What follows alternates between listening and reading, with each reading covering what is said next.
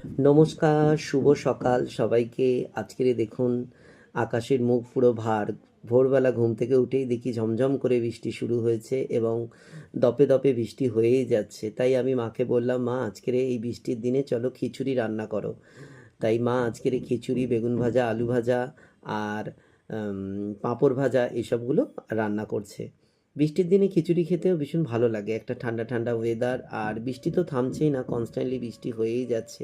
সীমা বাড়িতে নেই, সীমা বাপের বাড়ি গেছে, তাই মায়েরই রান্না করার দায়িত্বটা এখন মাই রান্না সামলায়। তো সেই কারণে আজকে দেখুন আমার মার খিচুড়িটা রান্না করছে। আর ওইদিকে আলু সিদ্ধ করে রেখে দিয়েছে, আলু ভাজা করবে, বেগুন ভাজা করবে। আর দেখুন আকাশের কি অবস্থা, বৃষ্টি হয়েই যাচ্ছে হয়ে যাচ্ছে, বৃষ্টি আর থামছে না। সেই ভোর থেকে শুরু হয়েছে, একটু একটু থামছে, তারপরে আবার জোরে জোরে বৃষ্টি চলে আসছে।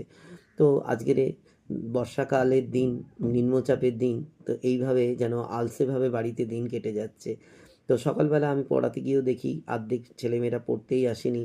তো সবাই বৃষ্টির জন্য বাড়িতে থেকে বেরোতে পারছে না।